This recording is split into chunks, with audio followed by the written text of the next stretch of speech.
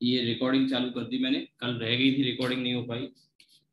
तो अब देखिए इसमें मैंने आपको फर्स्ट लॉ ऑफ थर्मोडायनेमिक्स में बता दिया था, रिकॉर्डिंग चालू कर दी है, कल तो नहीं हो पाई रिकॉर्डिंग।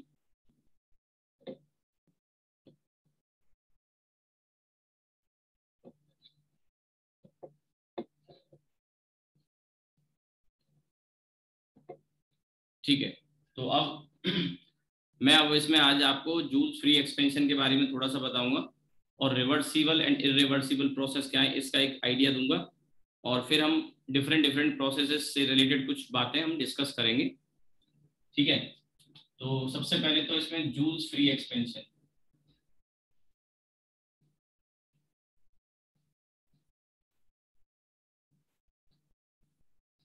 जूल्स फ्री एक्सपेंशन,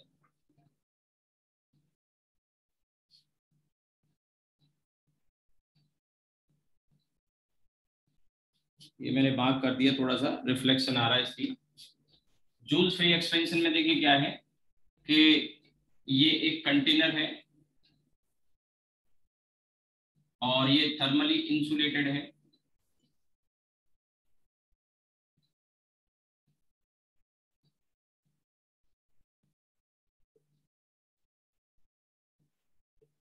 दोनों कॉम्पिटिशन में क्वेश्चन आ चुका है इसके ऊपर।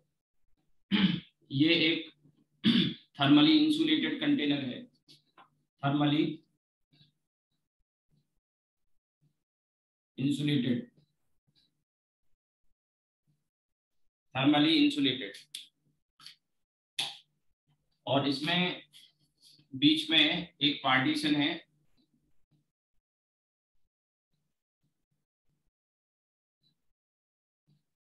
जो इसे दो इक्वल पार्ट में डिवाइड करता है, और यहाँ पर एक वाल्व लगा रखा है। ठीक है, एक कंटेनर में तो गैस भरी हुई है, इसके जो दो पार्ट हैं उनमें से एक पार्ट में एक गैस भरी हुई है, आइडियल गैस, और दूसरी साइड खाली है, और क्या है, वैक्यूम। एक तरफ गैस है और दूसरी तरफ क्या है, वैक्यूम है, और दिया है यहाँ का जो प्रेशर है दैट इज पी नॉट। ठीक है, temperature T not, pressure P not, temperature T not है, और दोनों इक्वल पार्ट है, इसका वॉल्यूम वी है, इसका भी वॉल्यूम वी है। थर्मली इंसुलेटेड है, यानी सराउंडिंग से कोई भी हीट का एक्सचेंज इसमें नहीं होगा, ना कोई हीट आएगी ना कोई हीट जाएगी। ठीक है, अब क्वेश्चन ये पूछा जाता है कि इस वाल्व को खोल दें तो how the pressure and temperature of the gas will change, pressure temperature gas का किस तरह से चेंज होगा ये पूछा जाता है। ठीक है, तो अब इसमें कुछ बातें समझने की है। पहली चीज मैं यहाँ लिख देता हूं, if valve is open, how the pressure and temperature of the gas in container will change। ठीक है, प्रेशर और temperature, how the pressure and temperature of the gas in container will change, किस तरह से प्रेशर और temperature container में change होगा ये बताना है। ठीक है, अगर हम वॉल्व को ओपन करेंगे तो अब यहाँ बात समझने की ये है कि कोई हीट का एक्सचेंज तो हो नहीं रहा। ठीक है, क्योंकि जो कंटेनर है वो थर्मली इंसुलेटेड है, तो delta Q equal to zero. दोनों में क्वेश्चन आ चुका है, जेई मेन में भी और नीट में भी, आप प्रीवियस ईयर के पेपर उठाएंगे आपको मिल जाएगा। ठीक है, तो delta Q equal to zero है क्योंकि थर्मली इंसुलेटेड है।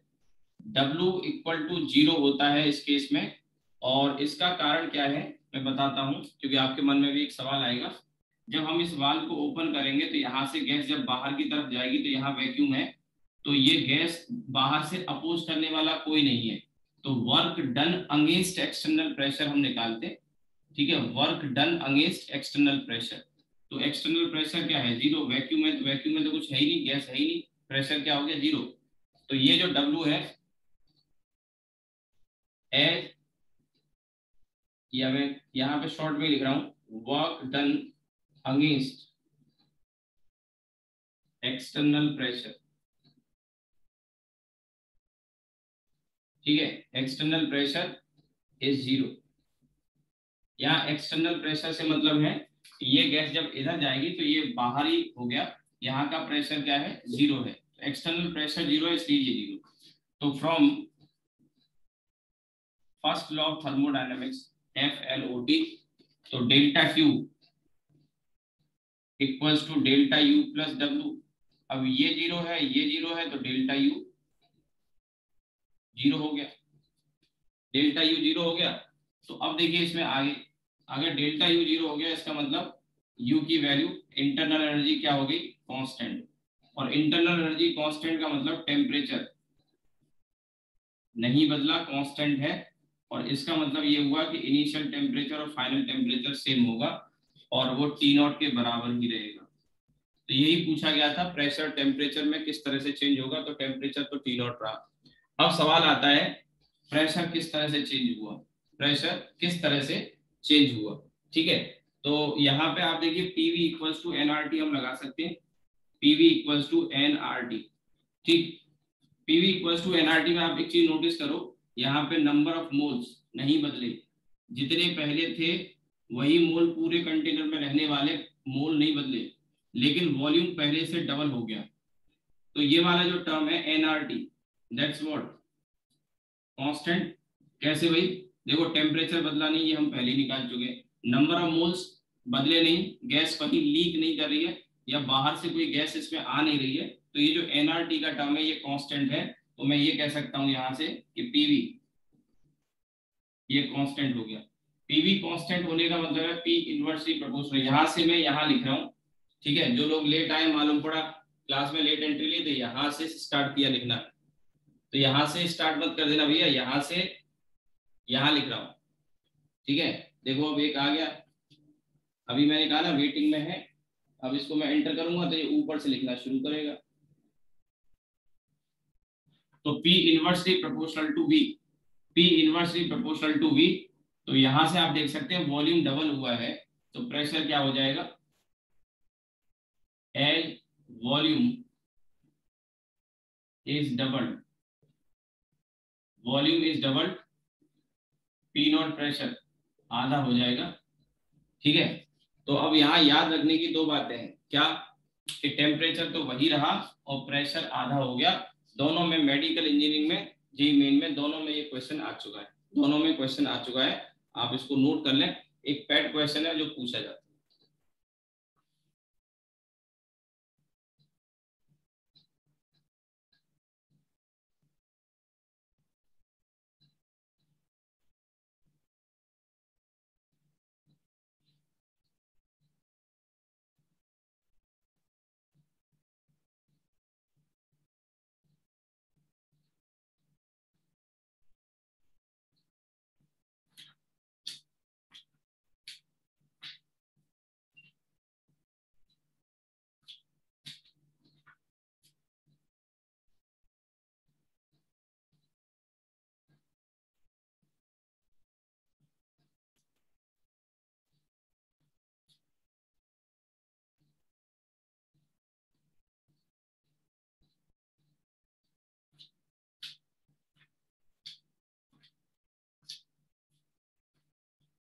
हाँ भाई, नोट कर लिया होगा। जो लोग लेट आए मैं फिर से बता दूं, ये इतना पार्ट मैंने लास्ट में लिखा है, यहाँ से मैंने लिखना स्टार्ट किया है, और ये यहाँ से ये लिखा है, देन फिर मैंने ये लिखा है जहां मुझे जगह मिली है, जरा लिमिटेड स्पीड है, स्पेस है, मैंने यहाँ से ये लिखा, और यहाँ लिखने के बाद फिर मैं इधर आ गया, और इधर के बाद जगह कम पड़ गई तो मैं इधर आ गया। तो जो लोग लेट आए वो ध्यान देना। अब एक और देखो वेटिंग में आ गया, ठीक है, नोट कर लिया होगा। मैं इसको इरेज कर रहा हूँ क्योंकि आते रहेंगे।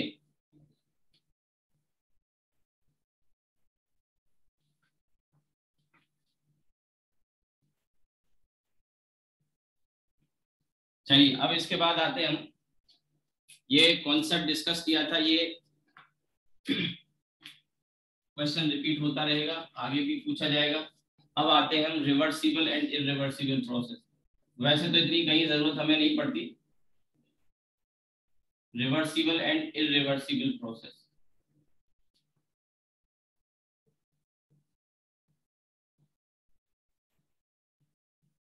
रिवर्सिबल प्रोसेस एक आइडियल प्रोसेस है जिसमें कोई एनर्जी का लॉस नहीं होता, ठीक है। डायरेक्ट प्रोसेस और इनडायरेक्ट प्रोसेस दोनों सेम होते हैं। रिवर्सिबल का मतलब वही हो गया ना, रिवर्स हो रहा है, लेकिन डायरेक्ट और इनडायरेक्ट प्रोसेस यानी कि हम एक प्रोसेस से जाते हैं तो ए से बी तक गए, समझ लो, तो जब हम बी से ए लौट के आएंगे तो ये ऐसे भी हो सकता था बी से ए आने का रास्ता, लेकिन रिवर्सिबल में ऐसा नहीं होता। रिवर्सिबल में बी से ए आने का रास्ता एक एग्जैक्टली वही होता है जो जाने का था, जो जाने का था। ए से बी अगर हम इससे गए हैं तो अगर रिवर्सिबल प्रोसेस होगा तो बी से ए इसी रास्ते से आएंगे, बी से ए इसी रास्ते से हम आएंगे, ठीक है, बी से ए। तो ये जो प्रोसेस है इसे रिवर्सिबल कहेंगे। तो कुछ पॉइंट्स हैं इसमें जो आप नोट कर सकते हैं रिवर्सिबल इरिवर्सिबल प्रोसेस के लिए, लिख रहे हैं। पहले रिवर्सिबल प्रोसेस में लिख लें एक एक करके।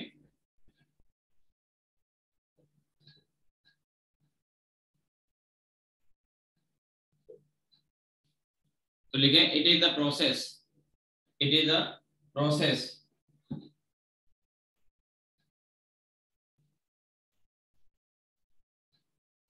it is the process which when reversed, it is the process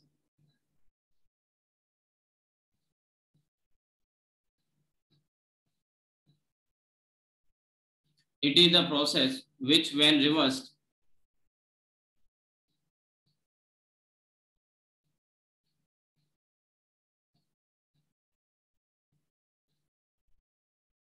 it is the process which when reversed in such a way that in such a way that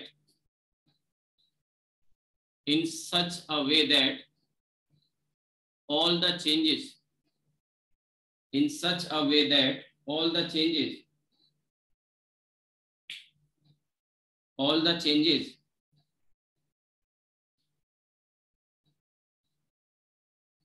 all the changes occurring in the occurring in the direct process also takes place direct process comma also takes place in reverse process।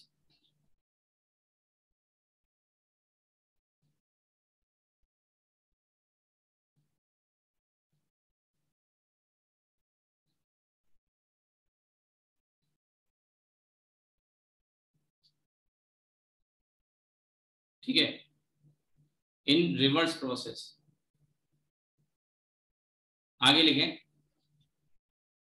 अब जैसे ऐसे समझो कि अगर किसी process में हमने heat दी, direct process में ए से बी जाने में हीट दी, तो उतनी ही हीट हमको वापस मिलेगी जब बी से ए आएंगे, उतनी हीट रिजेक्ट होगी, ऐसे कह सकते हैं। अब कंडीशन क्या होती है इसके लिए? तो सबसे पहली कंडीशन ये होती है कि वहां कोई डिसिपेटिव फोर्स नहीं होना चाहिए, यानी जिसकी वजह से एनर्जी का लॉस हो रहा हो। तो आप लिखेंगे condition of reversibility, condition of reversibility, condition of reversibility.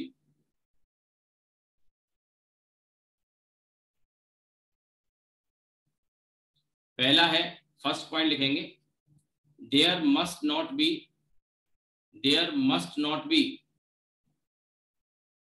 there must not be any dissipative forces, there must not be any dissipative forces।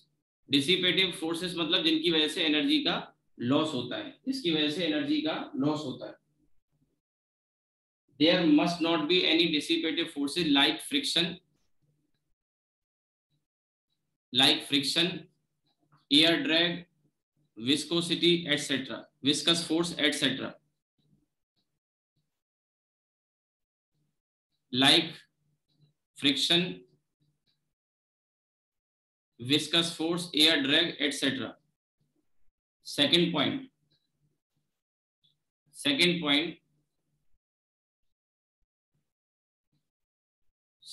में लिखें, the process must be carried out very slowly, the process must be carried out very slowly, process को बहुत slow कराया जाना चाहिए, process must be carried out very slowly.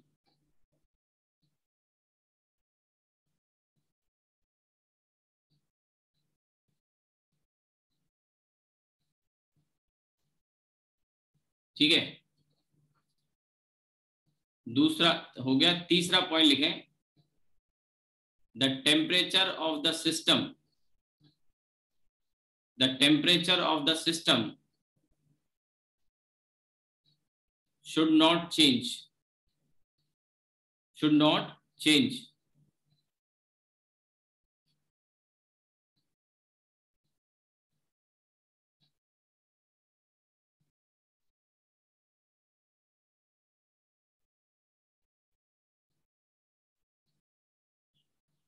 ठीक है, अब जैसे इसके एग्जांपल रिवर्सिबल में यही नहीं कि हीट वाले केसेस ही हम पढ़े, और डिफरेंट केसेस भी हो सकते हैं, जैसे कि एक बॉल को आप किसी हाइट से ड्रॉप करते हैं एक बॉल को, ठीक है, तो बॉल नीचे जमीन से टकराती है और टकरा के वापस उसी लेवल तक आ जाती है, यानी इलास्टिक कोलिजन। तो ये एक रिवर्सिबल प्रोसेस का एग्जांपल आप इसको कह सकते हैं। बॉल को आपने यहाँ से ड्रॉप किया, बॉल नीचे गई, टकरा के वापस लौटी, तो जो एनर्जी इसकी पोटेंशियल काइनेटिक में बदली, वही काइनेटिक एनर्जी दोबारा से पोटेंशियल में मिल गई, यानी कोलिजन के दौरान कोई लॉस नहीं हुआ। बट ये तब पॉसिबल होगा जब कोलिजन कैसा हो, आइडियल हो, यानी इलास्टिक कोलिजन हो, है ना, इलास्टिक कोलिजन हो, एनर्जी का कोई लॉस न हो। तो इस तरह के केस आइडियल केस में ही आते। अब इसमें यहाँ अगर हम ग्राफ प्लॉट करेंगे, मान लो सपोज ये V वॉल्यूम है और ये P प्रेशर है, तो A से B अगर हम गए तो ये इसका डायरेक्ट प्रोसेस हो गया, और फिर B से A जब लौट के आएंगे तो ये इसका रिवर्स प्रोसेस हो गया। तो ये पूरा process A B A reversible process हो गया। अब आप इसमें एक चीज और नोटिस कर सकते हैं कि यहाँ पर अगर हम इसका वर्क डन कैलकुलेट करें तो जितना वर्क आएगा एक्सपेंशन में, क्योंकि ये A से B जा रहे हैं तो वॉल्यूम बढ़ रहा है, तो जो एरिया आएगा अंडर एरिया वो जाते समय पॉजिटिव वर्क होगा और आते समय B से A आएंगे तो नेगेटिव वर्क होगा, तो नेट वर्क डन 0 आएगा। ये एक साइक्लिक प्रोसेस हो गया, A से गए B और B से गए A वापस, तो इसने कोई भी एरिया, जैसे मैंने कहा था ना, कोई साइकिल अगर है ऐसे करके है, तो ये जो एरिया आएगा ये एनक्लोज एरिया हमें क्या देता था साइक्लिक प्रोसेस में, वर्क डन देता था। लेकिन इसका तो एनक्लोज एरिया ही 0 हो गया, क्योंकि A से B गए और B से वापस A आई, तो एनक्लोज एरिया क्या हो जाएगा, 0। तो आप एक बात और लिख सकते हैं, एक बात और लिख सकते हैं,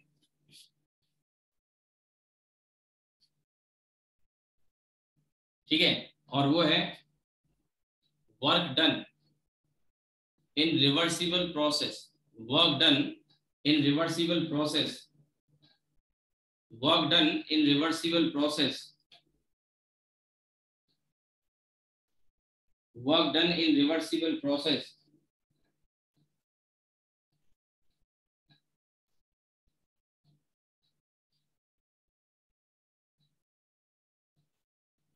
Reversible process is 0।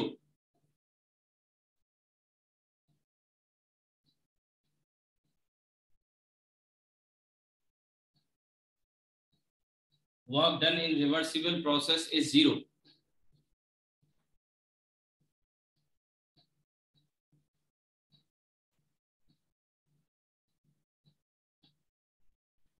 is 0।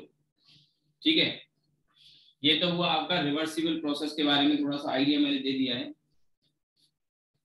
इसके बाद देखें इररिवर्सिबल प्रोसेस।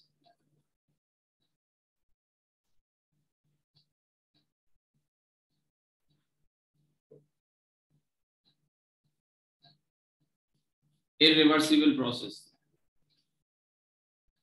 तो लिखिए आप इसमें, in this process direct process, in this process comma the direct process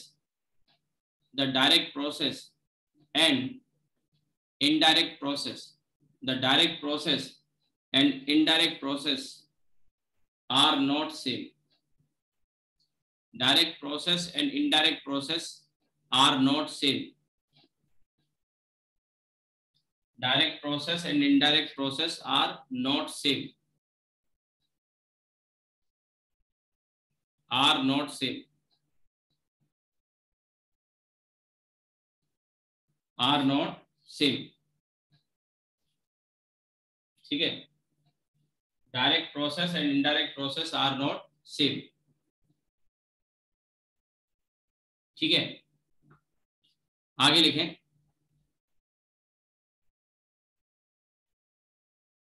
There is always some work done. There is always some work done.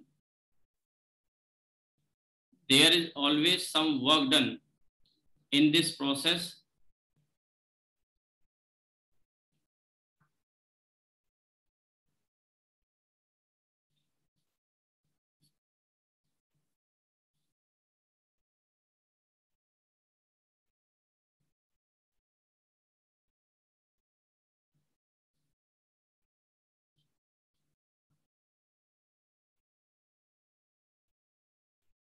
आगे लिखें.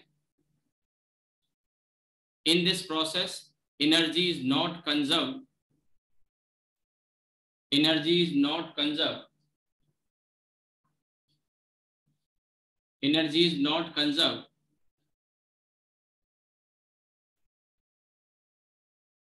The energy supplied in direct process. Full stop के बाद लिखें. The energy supplied. Energy supplied in direct process. Energy supplied in direct process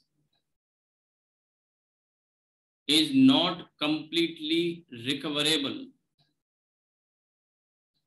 Is not completely recoverable. Is not completely recoverable. Is not completely recoverable.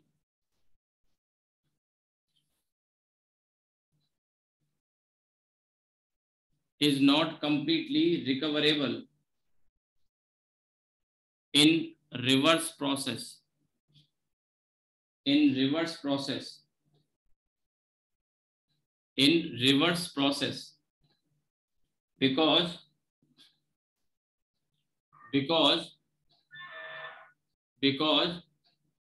there are always some forces. There are always some dissipative forces. There are always some dissipative forces. There are always some dissipative forces present in the system. Present in the system.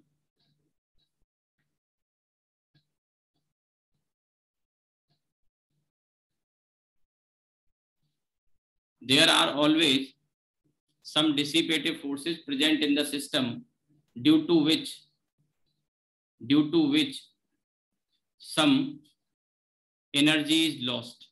Due to which some energy is lost. Some energy is lost. ठीक है. अब जैसे मान लीजिए यही process है तो ए से बी गए, ये डायरेक्ट प्रोसेस है, और फिर बी से वापस ए आए तो ये हो गया रिवर्स प्रोसेस. ठीक है. तो अब इसमें वर्क अगर हमें निकालना हो तो बहुत आसानी से निकल आएगा.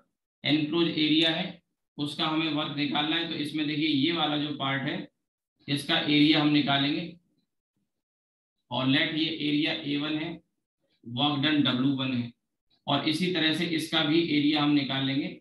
This area is A2 and this is work done W2.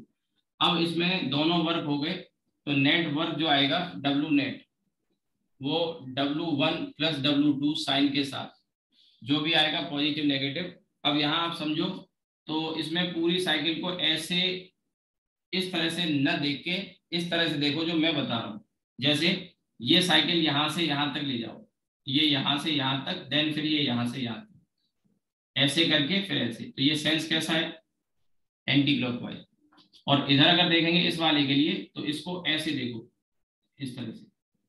No doubt आप ये कह सकते हैं कि सर गए तो हम ऐसे थे ए से बी और देन फिर वापस ऐसे लौटे, लेकिन जो मैं बता रहा हूँ उस तरीके से आप आसानी से इसे निकाल पाओगे और उसमें कोई डिफरेंस नहीं आएगा। तो दूसरे पार्ट के लिए यहाँ से यहाँ अगर हम देखें तो ये सेंस कैसा हो गया, क्लॉकवाइज, और ये सेंस कैसा हो गया, एंटी क्लॉकवाइज। तो यहाँ जो वर्क आएगा W, that will B negative, और यहाँ जो वर्क आएगा दैट विल बी पॉजिटिव।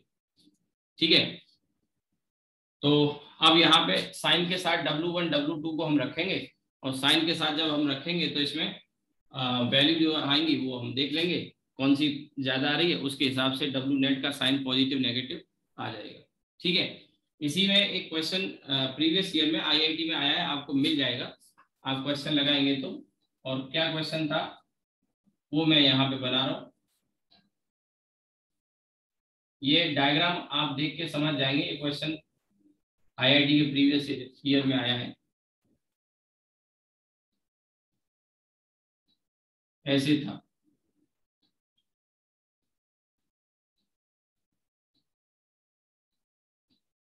ये कुछ P0 और ये वैल्यू 2P0, ये वैल्यू 3P0, ये वॉल्यूम V0 और ये वॉल्यूम 2V0। अब इसमें W पूछा था, वर्क डन बताओ। तो देखो जो अभी मैंने बताया उसी तरीके से आप इसको निकाल सकते हैं। कैसे भाई, वैसे तो प्रोसेस ये इस तरह से यहाँ से ऐसे गए और ऐसे आके यहाँ आए, बट आप क्या करिए, आप इसको दो पार्ट में स्प्लिट करिए। दो पार्ट कौन कौन से, एक ये वाला ट्राइंगल और एक ये नीचे वाला ट्राइंगल। ठीक है, अब ऊपर वाले ट्राइंगल में अगर आप देखें तो जो वर्क आएगा, लेट मी से W1, तो आप देख सकते हैं इस वाले ट्राइंगल का सेंस कैसा है, क्लॉकवाइज है। ये बात मैंने आपको कल बता दी थी, कल का वीडियो रिकॉर्ड नहीं हो पाया, अनफॉर्चुनेटली ध्यान नहीं रहा। ठीक है, बट आपको मैंने बताया था कि अगर यहाँ Y एक्सिस पे प्रेशर होता है और X एक्सिस पे वॉल्यूम होता है, ठीक है, तो इसमें जो वर्क डन है वो इसके सेंस से हम देख लेते हैं कि अगर सेंस क्लॉकवाइज है तो वर्क डन पॉजिटिव होगा और एंटी क्लॉकवाइज है तो नेगेटिव होगा। साइक्लिक प्रोसेस के लिए कल मैंने बताया था। तो W1 में आप केवल इतना देखिए, इस वाले ट्राइंगल की बात कर रहा हूँ, तो क्लॉकवाइज है तो वर्क डन जो आएगा वो कैसा आएगा, पॉजिटिव। इसी तरह से इसके वर्क को W2 को अगर आप निकालोगे तो ध्यान से देखो, इस वाले ट्राइंगल में, इस वाले ट्राइंगल में वर्क डन कैसा आ जाएगा, नेगेटिव, क्योंकि कैसा सेंस है, एंटी क्लॉकवाइज सेंस है, एंटी क्लॉकवाइज सेंस है। और एक चीज नोटिस करी जा सकती है कि ये ट्राइंगल है और ट्राइंगल का एरिया निकालते तो हाफ बेस इनटू हाइट। तो देखो इस ट्राइंगल का बेस तो हो गया भैया V0, और हाइट आप यहां से निकाल लोगे, P से 2P0 हो रहा है यानी हाइट P0 है, तो इसका एरिया आ जाएगा हाफ P0 V0। और इसका भी सेम वही आएगा क्योंकि यहाँ 2P0 से 3P0, तो इसकी हाइट आ जाएगी P0 और जो बेस आ जाएगा वो V0। तो दोनों के एरिया इक्वल लेकिन अपोजिट साइन के आएंगे। तो यहाँ पर मैं ये कह सकता हूँ कि जो W नेट है that will be the sum of W1 plus W2 and that will be 0। बात आई को समझ में? इस तरह से आप इसका आंसर कर सकते हैं। ये क्वेश्चन आ चुका है IIT में, आप प्रीवियस ईयर के IIT के पेपर हो उनमें आप इसको चेकआउट कर सकते हैं। तो आज ये छोटी छोटी बातें हैं, इनको अगर आप ऑब्जर्व करेंगे, नोटिस करेंगे तो वहां क्वेश्चन आपके लिए आसान हो जाएगा। ठीक है, आई होप कि मेरी बात आपको शायद समझ में आई होगी। ये इस तरह से है, ये एंटी क्लॉकवाइज सेंस में है और ये क्लॉकवाइज सेंस में है, और एक पॉजिटिव एक नेगेटिव आया, और बाकी डायमेंशन आप देख ही सकते हैं। यहाँ P0 से 2P0 और 2P0 से 3P0 है, तो यहाँ पे ये हाइट दोनों के लिए सेम हो गई, बेस सेम हो गया। तो W1 और W2 की वैल्यू इस केस में क्या आएगी, सेम आएगी। W1 का जो मैग्नीट्यूड है और W2 का जो मैग्नीट्यूड है वो बराबर आएगा, और कितना आएगा, हाफ P0 V0 मैग्नीट्यूड। तो जो यहाँ से मैंने कहा हम वर्क निकालेंगे तो ये इस तरह से आपको 0 मिल जाएगा। ठीक है, ये क्वेश्चन हो गया, आप नोट कर लीजिए।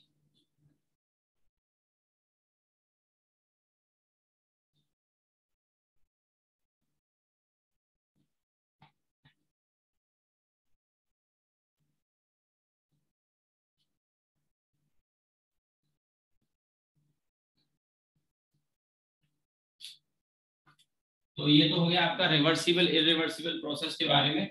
अब यहाँ हम 4 प्रोसेस जो सबसे कॉमन प्रोसेस है उनको डिस्कस करने जा रहे हैं, और हर प्रोसेस में दो दो तीन चार चार पांच पांच बातें हैं जो ध्यान रखने की है, और वो सब एक्चुअल में क्वेश्चन है जो आपसे पूछे जाएंगे।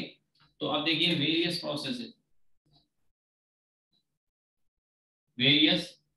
प्रोसेसेस, और इनमें सबसे कॉमन नाम है चार: आइसोबारिक, आइसोकोरिक, आइसोथर्मल और एडियाबेटिक।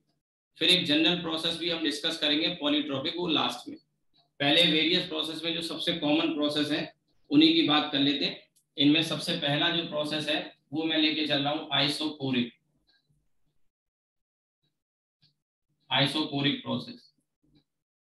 हर एक प्रोसेस में चार चार पांच पांच बातें हम डिस्कस करेंगे, वो सब एक्चुअली क्या है, क्वेश्चन है जो पूछे जा सकते हैं। तो सबसे पहला आइसोकोरिक प्रोसेस में हम जानते ही हैं कि यहाँ पे वॉल्यूम कांस्टेंट होता है, और वॉल्यूम कांस्टेंट होगा इसका मतलब डेल्टा भी जीरो, नो चेंज इन वॉल्यूम। तो सबसे पहली चीज इसमें कि अगर आइसोकोरिक प्रोसेस है तो इसमें कौन सा लॉ ओबे होगा, क्योंकि वॉल्यूम कांस्टेंट है। तो सबसे पहले लॉ ओबे, कौन सा लॉ ओबे होगा भाई, वी कांस्टेंट होता है तो P directly proportional to T हो जाएगा कि नहीं। V कांस्टेंट है तो P directly proportional to T, इसका नाम है लॉ ऑफ प्रेशर या Gay-Lussac law, law of pressure obey होगा। ये पहली बात। दूसरा, इसमें इसके फिर हम ग्राफ बना सकते हैं। आइसोकोरिक प्रोसेस का ग्राफ कैसा होगा, तो P और V में अगर हम ग्राफ खींचे तो मैंने कहा V कांस्टेंट है, तो V कांस्टेंट है तो ऐसे आएगा, वर्टिकल लाइन आ जाएगी। अगर हम यही ग्राफ यहाँ V वर्सेस T में खींचते तो ये ऐसे आ जाता, क्योंकि वॉल्यूम कांस्टेंट है। अब हमको एक पॉसिबिलिटी लेके चलनी पड़ेगी, वॉल्यूम कांस्टेंट है तो एरो को या तो ऊपर कर लेते हैं या नीचे की तरफ। मैंने समझाने के लिए केस ले लिया ऊपर की तरफ। तो इससे आप देख सकते हैं कि अगर ऊपर की तरफ है मीन्स प्रेशर बढ़ रहा है, और प्रेशर बढ़ेगा तो इसमें एरो का सेंस कैसे आएगा, ये यहाँ से देखेंगे pressure directly proportional to temperature है। तो अगर यहाँ प्रेशर बढ़ा है तो टेम्परेचर भी बढ़ेगा, तो एरो का जो सेंस आएगा वो ऐसे आ जाएगा। तीसरा ग्राफ, और भी बहुत सारे हो सकते हैं, मैं कुछ बता देता हूँ, कुछ आपको भी करने चाहिए। अब यहाँ P प्रोपोर्शनल टू T है, आइसोकोरिक प्रोसेस में ये लॉ ओबे होगा, ये सवाल पूछ लेगा। तो P प्रोपोर्शनल टू T है तो इसका जो ग्राफ होगा ये एक straight line passing through origin हो जाएगा। भैया बताया था मैंने, P की पावर 1 T की पावर 1। अगर ऐसा होता है एक वेरिएबल की पावर 1 और दूसरे वेरिएबल की पावर भी 1 होती है तो ये एक स्ट्रेट लाइन होगा, और यहाँ कोई कांस्टेंट टर्म नहीं है जो इसके साथ जुड़ा हुआ है, यानी कि ये लाइन ओरिजिन से जाएगी, ठीक है, और ओरिजिन से मैंने पास कराई है यहाँ से, और टेम्परेचर 0 केल्विन होगा तो प्रेशर भी 0 हो जाएगा, क्योंकि मॉलिक्यूलर मोशन रुक जाएगा, गैस के मॉलिक्यूल मूव नहीं करेंगे, ठीक है, कोलिजन नहीं होंगे, मोमेंटम में चेंज नहीं होगा, फोर्स नहीं लगेगा, प्रेशर नहीं लगेगा अगर टेम्परेचर 0 केल्विन होगा तो, ठीक है। तो ये पहला हो गया लॉ ओवेड में फर्स्ट पॉइंट। मैंने कहा पहला प्रोसेस है, और पहले प्रोसेस में ही ये चार पांच बातें मैं बताते हुए चलूंगा, लॉ कौन सा ओबे होगा, ठीक है। फिर ये आगे आपके ग्राफ आगे, और भी ग्राफ पॉसिबल है और भी खींच सकते हैं, बट ग्राफ के अलावा बहुत सारी चीजें मैं बताऊंगा, कुछ मैंने बता दी यहाँ पे, ठीक है, पहला हो गया। अब इसके बाद दूसरा, इस प्रोसेस में वर्क डन कितना होगा, तो आप देख ही सकते हैं कि वॉल्यूम में चेंज नहीं हो रहा है, तो वर्क डन होने का सवाल ही नहीं है, वर्क डन हो जाएगा 0, वर्क डन इस प्रोसेस में 0 होगा। और अगर वर्क डन 0 हो गया तो इस केस में first law of thermodynamics, FLOT मतलब फर्स्ट लॉ ऑफ थर्मोडायनेमिक्स का फॉर्म जो हो जाएगा वो क्या हो जाएगा, delta Q equals to delta U हो जाएगा, delta Q equals to delta U, यानी जो भी हीट दोगे वो इंटरनल एनर्जी को चेंज करेगी 100%, जो भी हीट जाएगी वो इंटरनल एनर्जी को चेंज करने में, यानी टेम्परेचर को चेंज करने में जाएगी, उसमें वर्क कुछ नहीं होगा, कोई भी चेंज नहीं होगा। Delta Q equals to delta U, और डेल्टा U का फॉर्मूला हर सिचुएशन में मैंने आपको बताया NCV डेल्टा T, या फिर आप इसको NR delta T upon gamma -1 कह सकते हैं, ठीक है। फर्स्ट लॉ ऑफ थर्मोडायनेमिक्स का ये फॉर्म हो गया, delta Q equals to delta U, या हम कह सकते हैं कि इस प्रोसेस में 100% हीट जो दी जाती है सिस्टम को, वो उससे उसकी इंटरनल एनर्जी चेंज होती है। तो delta Q equals to delta U in all process, NCV delta T delta U की वैल्यू होती है, प्रोसेस डिपेंडेंट नहीं है, प्रोसेस कोई भी हो डेल्टा U की वैल्यू हमेशा NCV डेल्टा T होगी या NR delta T upon gamma -1, ठीक है। ये वर्क डन आ गया, फर्स्ट लॉ ऑफ थर्मोडायनामिक्स आ गया। इसके बाद मोलर हीट कैपेसिटी और इसके प्रोसेस की आइसो कोरिक इलास्टिसिटी, ये भी पूछा जाता है, या bulk modulus of isochoric process. देखिए बल्क मॉडुलस में क्यों बोल रहा हूँ, क्योंकि जो गैस होती है उनमें वॉल्यूम में ही चेंज आता है, गैस और लिक्विड में।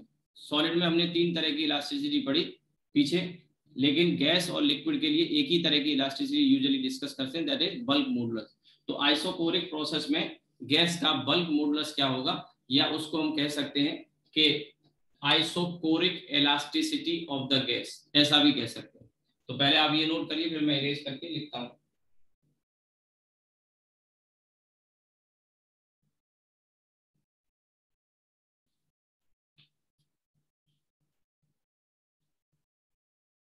चलिए इधर लिख देता हूं मैं।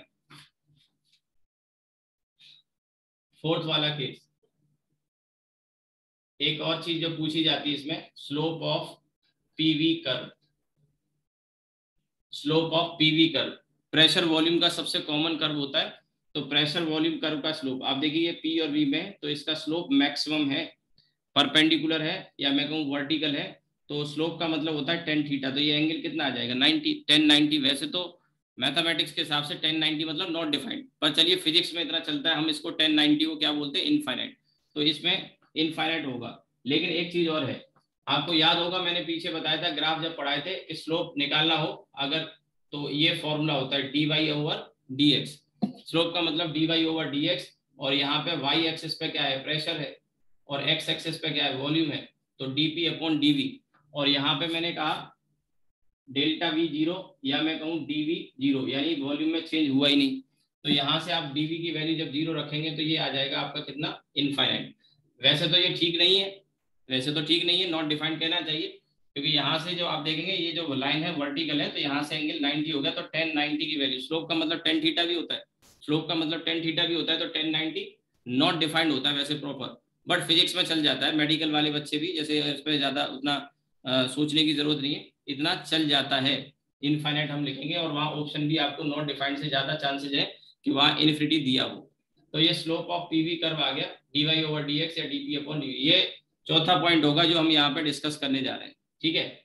इसके बाद पांचवा, पांचवा वो है bulk modulus, bulk modulus of gas for isochoric process. Isochoric process, अब देखिए ये जो मैंने इतना लेंथी लिखा है, इतना जो लेंथी लिखा है, इसे थोड़ा कम भी कर सकते थे, और इसको हम सिंपली और आइसोकोरिक एलास्टिसिटी कह सकते हैं। आइसोकोरिक एलास्टिसिटी यानी आइसोकोरिक प्रोसेस में एलास्टिसिटी। तो आइसोकोरिक एलास्टिसिटी हो या कोई भी हो, आपको अगर याद आ रहा हो तो मैंने पीछे एलास्टिसिटी पढ़ाया था, तो उस समय मैंने आपसे एक बात कही थी कि ये एक फॉर्मूला याद कर लो बल्क मॉडुलस का, ये काम आएगा। तो ये फॉर्मूला बहुत जगह आपको जरूरत पड़ेगी, याद ही हो तो बहुत अच्छा रहेगा। ये है minus delta P V upon delta V, या आप इसको ऐसे लिखो minus D P V upon DV. आप यहां से देख सकते हैं कि डीपी अपॉन डीवी की वैल्यू इन्फिनिटी है, या डीवी की वैल्यू जीरो है। जब आप इसमें रखेंगे तो आइसोकोरिक इलास्टिसिटी को मैं वी वी करता हूँ, वी का मतलब यहाँ पे वॉल्यूम कांस्टेंट है। ये मेरा एक नोटेशन है, यहाँ जो वी विक्ट्री वाला बनाया, ये वी का मतलब वॉल्यूम कांस्टेंट है। जैसे टेम्परेचर कांस्टेंट होगा तो बी टी कर देंगे उसको, प्रेशर कांस्टेंट होगा तो बी पी कर देंगे, तो ये वैल्यू क्या आ गई फिर आपका, इनफाइनाइट आ गया, ठीक है। आपने केमिस्ट्री में पढ़ा होगा, हो सकता है, आइसोथर्मल इलास्टिसिटी और एडियाबेटिक इलास्टिसिटी, और इनका रेशियो अक्सर पूछा जाता है, क्वेश्चन काफी सारे मिलते हैं कि what is the ratio of adiabatic elasticity to the isothermal elasticity, gamma आता है, आपने पढ़ा भी होगा। मैं भी बताऊंगा अभी थोड़ी देर में। और ये सारे के सारी जो चीजें मैं बोल रहा हूँ ना, वो यहीं से इस फॉर्मूले से निकल के आएंगी, ठीक है। तो ये हो गया, ये आप नोट कर लो। मैंने यहाँ से ऐसे लिखना शुरू किया जहां जहां मुझे जगह मिल रही है, क्योंकि लिमिटेड स्पेस है, कैमरे के सामने बड़ा बोर्ड है। वैसे तो क्लासरूम में मेरा काफी, आपने देखा, बड़ा बोर्ड ही था, बट ठीक है, जो भी स्पेस है उसको हम यूटिलाइज करेंगे।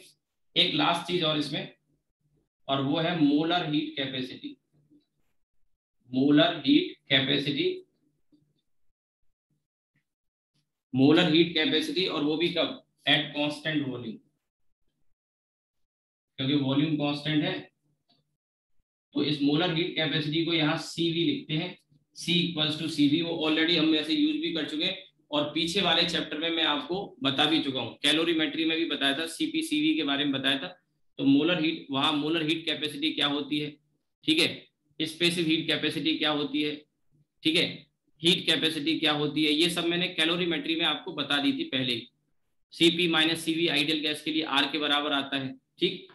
तो ये C equals to CV, molar heat capacity at constant volume, CV, और आप जानते हैं इसकी वैल्यू R अपॉन गामा -1 होती है, R अपॉन गामा -1, या डिग्री ऑफ फ्रीडम के टर्म में लिखें तो FR/2। आई थिंक ये आपको विजिबल हो रहा होगा स्क्रीन पे, मैं वैसे देख रहा हूँ ये क्लियरली आपको विजिबल हो रहा होगा, मैंने लिख भी दिया है C equals to CV, R upon gamma -1 और FR/2। अगर विजिबल ना हो, वैसे तो मैं देख रहा हूँ स्क्रीन पे भी सामने विजिबल हो रहा है R अपॉन गामा -1 और FR/2, फिर भी न विजिबल हुआ हो तो मैं बोल रहा हूँ आप लिख लें। ये हमारा पहला प्रोसेस, आइसोकोरिक प्रोसेस कंप्लीट हुआ।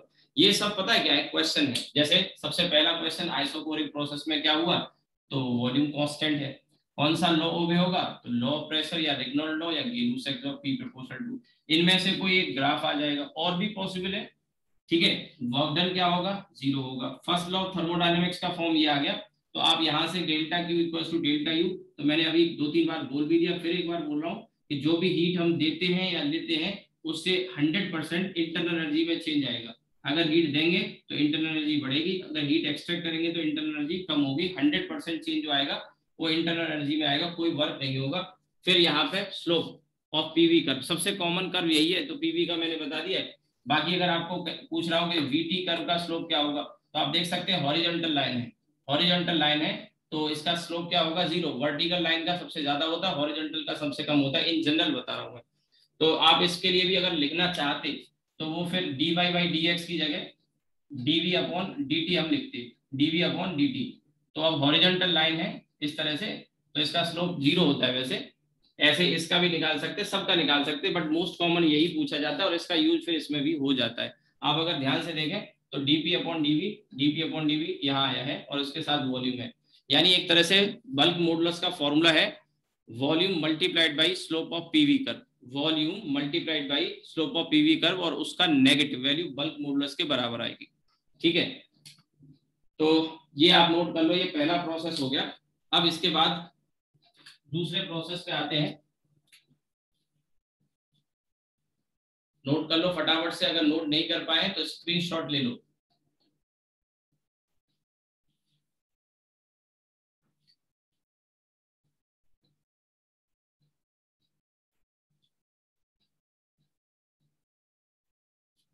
ठीक है भाई,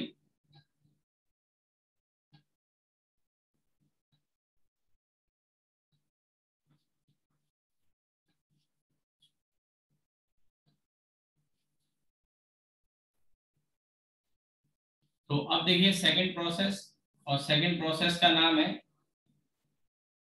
isothermal, isothermal process. Isothermal process में टेम्परेचर कांस्टेंट होता है, टेम्परेचर कांस्टेंट का मतलब delta T0, no change in temperature. तो अब इसमें कौन सा लॉ ओबे होगा, तो लॉ ओबे जो होगा इसमें, टेम्परेचर कांस्टेंट है तो मैं कह सकता हूं PV equals to constant. PV equals to constant का मतलब कौन सा हो गया, बॉयल्स लॉ। अब बॉयल्स लॉ है तो बॉयल्स लॉ के हमने ग्राफ यहाँ पे प्रेशर और वॉल्यूम में रेक्टेंगुलर हाइपरबोला होगा, इनवर्स का रिलेशन है। V और T में कैसा ग्राफ होगा, तो टेम्परेचर कांस्टेंट है, तो टेम्परेचर कांस्टेंट है तो ना बदले तो ये लाइन वर्टिकल आ जाएगी। फिर यहाँ पे P और T में है टेम्परेचर, इसमें कांस्टेंट है तो भी वर्टिकल लाइन आएगी। अब हमें एक पॉसिबिलिटी लेके चलनी पड़ेगी, जैसे इसमें देखें तो वॉल्यूम या तो कम हो रहा है या बढ़ रहा है। तो मान लिया मैंने वॉल्यूम बढ़ रहा है, सपोज करिए वॉल्यूम बढ़ रहा है, तो अगर वॉल्यूम बढ़ेगा तो इसमें फिर एरो ऊपर की तरफ दिखाना पड़ेगा। और यहाँ PV कांस्टेंट है, बॉयल्स लॉ है, यानी कि P inversely proportional to V। तो वॉल्यूम को हमने एक पॉसिबिलिटी मान ली, वॉल्यूम बढ़ रहा है तो प्रेशर फिर घटेगा, तो इसमें एरो नीचे की तरफ आ जाएगा। इसके बाद सेकंड वो है वर्क डन। तो वर्क डन W का फॉर्मूला आप जानते हैं क्या होता है, NRT log V final upon V initial. आप चाहो इसे निकाल भी सकते हो, ठीक है। NRT ये ln जो मैंने लिखा है ये कौन सा लॉग होता है, log base E, log base E होता है। आप चाहो तो इसे बेस 10 में कन्वर्ट कर सकते हो, क्योंकि ये सेम फॉर्मूला केमिस्ट्री में भी आप पढ़ते हैं। 2.303 NRT log V final upon V initial. LOG log का मतलब ये बेस 10 वाला है और ये ln का मतलब है बेस E वाला है। फिजिक्स में यही ज्यादा यूज होगा। अच्छा, ये जो लिखा है इसे आप प्रेशर के टर्म्स में भी लिख सकते हैं, और प्रेशर के टर्म्स में क्या होता है, log P इनिशियल और यहाँ P फाइनल। आप चाहो तो बेस 10 में कन्वर्ट कर लो इसको, 2.303 NRT log बेस 10 और ये P इनिशियल और ये P फाइनल, ठीक है, ये आ जाएगा। अगर आप इसको डिराइव करना चाहें तो डिराइव भी कर सकते हैं। P इनिशियल V इनिशियल, यहाँ से P इनिशियल V इनिशियल और P फाइनल V फाइनल। तो यहाँ से आप एक चीज देख सकते हैं, V final upon V initial बराबर होगा P initial upon P final, inversely related है। तो यहाँ से इसी वाले एक्सप्रेशन में ये रिप्लेस कर दिया। दूसरा एक चीज और आपके मन में आ सकता है ये आया कहाँ से, तो मैंने आपको शुरुआत में ही कल की क्लास में, रिकॉर्डिंग नहीं हो पाई कल की, W का फॉर्मूला था इंटीग्रल PdV। मैं देखता हूं अगर मेरे पास पुरानी कोई रिकॉर्डिंग अगर पड़ी होंगी लास्ट ईयर वाली, क्योंकि लास्ट ईयर भी लॉकडाउन में पढ़ाया था, तो कोई रिकॉर्डिंग अगर सेव होगी इन केस पॉसिबल, जिसमें कल मैंने ये फर्स्ट लॉ ऑफ थर्मोडायनेमिक्स ये सब बताया था, वो होगा तो मैं अपलोड कर दूंगा अगर मिल जाएगा तो, ठीक है। तो W इक्वल्स टू टाइम मिलेगा और मिल जाएगा तो मैं अपलोड कर दूंगा। आप ये नहीं कि सर प्लीज सर अपलोड कर दो, आपको ये प्लीज प्लीज करके ये थोड़ी मार्केट जाके लेके आके खरीदते हो फिर अपलोड कर दिया, होगा तो कर दूंगा, उसके लिए प्लीज की जरूरत नहीं पड़ेगी। W equals to PdV। तो अब देखो इसमें हम क्या करेंगे, ये जनरल फॉर्मूला है, किसी भी प्रोसेस में चलेगा, ध्यान देना ये जनरल फॉर्मूला है। तो P को हम यहाँ पे NRT अपॉन V लिख सकते हैं कि नहीं। देखो यार PV इक्वल्स टू NRT कब लग सकता है, कौन से प्रोसेस में लगता है, कोई पूछे तो ऑल प्रोसेस में लगता है, सारे प्रोसेस में। PV equals to NRT ideal gas equation है, सभी प्रोसेस में लग जाता है। तो ये जो W का फॉर्मूला है ना, ये आया कैसे, तो मैंने NRT अपॉन V किया, NRT में T कांस्टेंट है और NR कांस्टेंट है, ये तो बाहर आ जाएगा और लिमिट रखेंगे इनिशियल से फाइनल।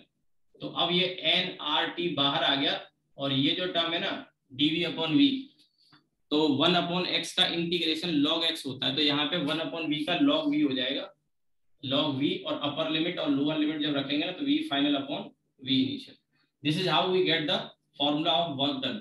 और मैंने कहा था वर्क डन प्रोसेस डिपेंडेंट है, पाथ डिपेंडेंट है, process to process work done के फॉर्मूले अलग अलग आएंगे, तो आपको ये ध्यान रखना है। अब ये इंटीग्रल PdV जनरल फॉर्मूला है, P कांस्टेंट होगा तभी बाहर आएगा, अदरवाइज P की वैल्यू यहाँ पे रखी जैसे हमने, और फिर उसको सॉल्व करके ये फॉर्मूला है, ये बता दिया मैंने। आप लिखो मत लिखो जैसी आपकी चॉइस है, बट आइडिया दे दिया कि ऐसे आप उसको चाहें तो डिराइव कर सकते हैं।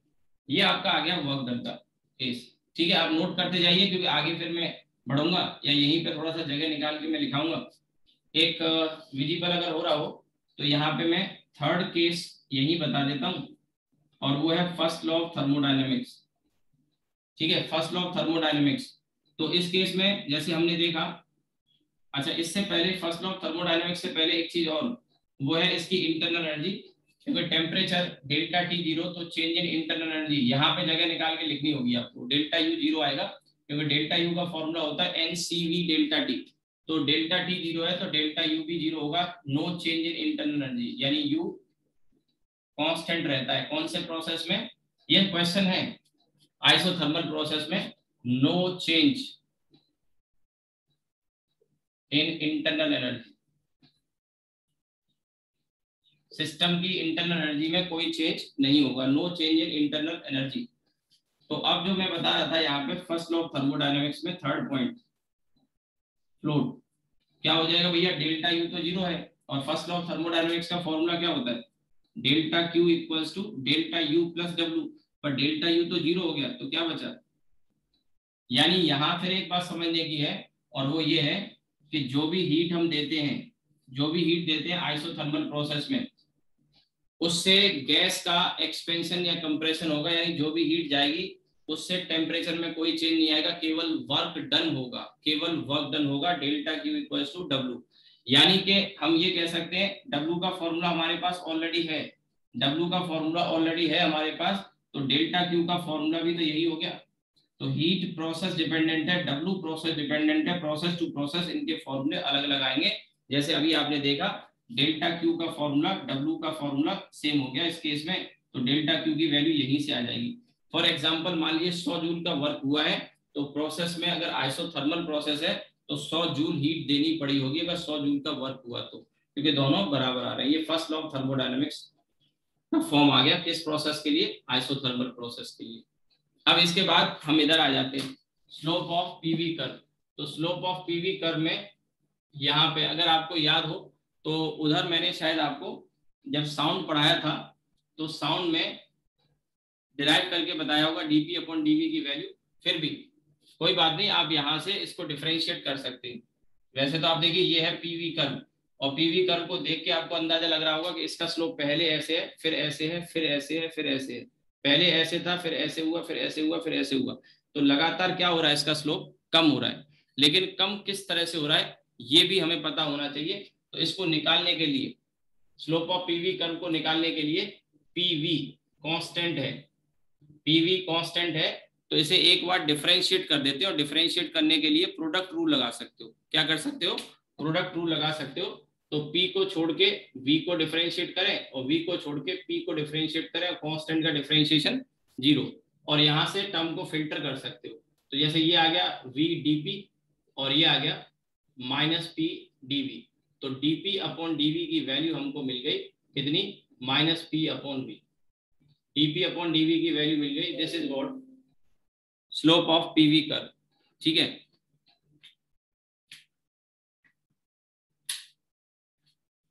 स्लोप ऑफ पीवी कर्व ये आ गया, डीपी अपॉन डीवी की वैल्यू आ गई। ठीक, तो डीपी अपॉन डीवी की value minus P upon V आ गई, ये भी आप नोट कर लें। इसके बाद ये वाला bulk modulus of gas for isothermal process या फिर आइसोथर्मल इलास्टिसिटी, ये हमने हीट में उसमें सॉरी साउंड में यूज किया था। न्यूटन ने बताया था कि साउंड का जो प्रोपोगेशन है वो आइसोथर्मल प्रोसेस है। तो याद होगा आइसोथर्मल इलास्टिसिटी हमने कंसीडर किया, तो वहां पे फॉर्मूला मिला था साउंड की स्पीड गैस में under root V equals to under root P upon D, जो कि गलत था, क्योंकि इससे अगर हम निकालते हैं हवा में 280 मीटर पर सेकेंड साउंड की वेलोसिटी आती है, जो कि गलत था। बाद में लाप्लास नाम के साइंटिस्ट ने करेक्ट किया था, उसने कहा था कि एडियाबेटिक इलास्टिसिटी लेना चाहिए, और उसकी वैल्यू गामा पी के बराबर आती थी। इसकी वैल्यू आइसोथर्मल इलास्टिसिटी किसके बराबर आती थी, प्रेशर के। वो आप यहीं से देख सकते हैं, देखो फॉर्मूला तो यही है, अब आप देखिए dP upon dV minus P upon V, ध्यान से देखिएगा, हमको ये चाहिए, ये फॉर्मूला कभी नहीं बदलता, बस इसकी वैल्यू अलग अलग आएगी सिचुएशन में। तो minus dP upon dV into V है, तो माइनस को इधर ले आते हैं, V को इधर ले जाते हैं, तो केवल क्या बचेगा, P बचेगा। तो ये P के बराबर आ गया, ठीक है, माइनस dP अपॉन D। और ये आइसोथर्मल है तो मैं इसे BT लिख रहा हूँ, T का मतलब यहाँ पे टेम्परेचर कांस्टेंट। ठीक है, ये हो गया। अब इसके बाद लास्ट है molar heat capacity at constant temperature, ये भी पूछ लेगा। देखो CPCV तो सबने पढ़ रखी है, CPCV सबने पढ़ रखी है, लेकिन अब मैं बताने जा रहा हूँ CT का मतलब molar heat capacity at constant temperature. तो अब ये क्या होगा, कोई बता सकता है? यही पूछ लेगा कि molar heat capacity at constant temperature या आइसोथर्मल प्रोसेस में मोलर हीट कैपेसिटी। होता तो बहुत आसान है, पर एग्जाम के टाइम में आपको ये आइडिया हिट नहीं करता, आपके दिमाग में आइडिया आता ही नहीं है कि हम कैसे करें इसको। ठीक है, तो molar heat capacity at constant temperature, जिसे मैं CT कह रहा हूं, CT वो क्या होगा? तो इसको समझने के लिए सबसे पहले थोड़ा पीछे चलना पड़ेगा, और पीछे अगर हम चलें तो मोलर हीट कैपेसिटी का फॉर्मूला क्या था मोलर हीट कैपेसिटी का फॉर्मूला था delta Q upon N delta T. सुनो फिर से, delta Q upon N delta T, delta Q upon N delta T, यही तो जनरल फॉर्मूला था। और अगर ये जनरल फॉर्मूला है तो डेल्टा टी की वैल्यू 0 यहां से अगर मैं रख दूंगा तो molar heat capacity constant temperature में से सीटी कह रहा हूं, तो ये वैल्यू कितनी आ जाएगी भैया, इनफाइनाइट। ये देखो सीपी सीवी आर सब जानते हो आप, सीपी सीवी का ratio CP minus CV R होता है, ये सब पढ़ के आते हैं, molar heat capacity at constant pressure at constant volume. लेकिन ये पूछेगा कंपटीशन में कि molar heat capacity at constant temperature. अब बच्चा यहाँ आके कंफ्यूज हो जाता है, बोले यार सीपी पढ़ा था सीवी पढ़ा था, ये सीटी कांस्टेंट टेम्परेचर या आइसोथर्मल प्रोसेस में पूछ लिया, उसका मतलब ही नहीं समझ में आया। मतलब इसलिए नहीं समझ में आया क्योंकि आपने चीजों को रटा, सीखा नहीं। अगर सीखोगे ना, फिजिक्स सीखने का सब्जेक्ट है, शुरू से मैंने कहा है molar heat capacity constant temperature हो या किसी में हो, जनरल डेफिनेशन तो वही रहती है। और जनरल डेफिनेशन ये है कि delta Q upon N delta T, तो डेल्टा टी की वैल्यू क्या है, डेल्टा टी की वैल्यू 0 है, तो यहाँ पे molar heat capacity constant temperature infinite हो जाएगी, ध्यान रखना। ठीक है, आप लिख लो इसको।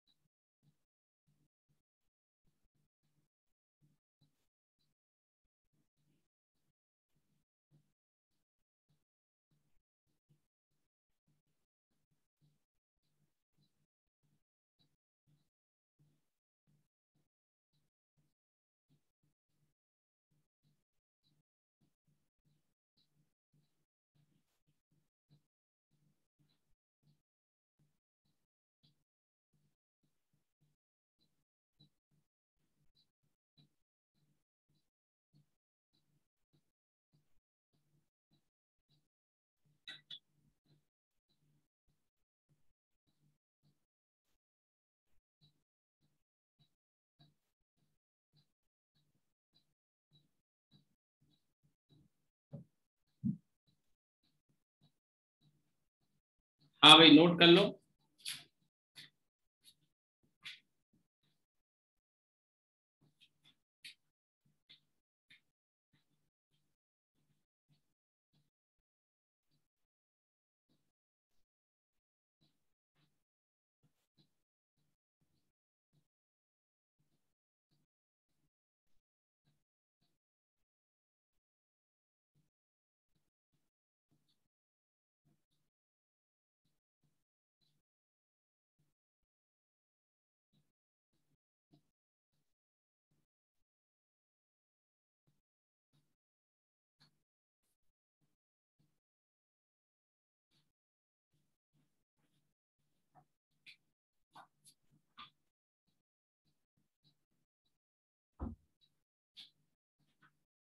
कर लिया नोट, चलिए आगे बढ़ते हैं। तो ये दो प्रोसेस हो गए, ये सभी क्या है, क्वेश्चन है, थोड़ा सा कॉम्पैक्ट हो गया बोर्ड पर, क्या करें, कैमरे के सामने जितना व्यू आ सकता है। अब देखिए तीसरे प्रोसेस पे आते हैं, और तीसरे प्रोसेस का नाम है आइसोबारिक।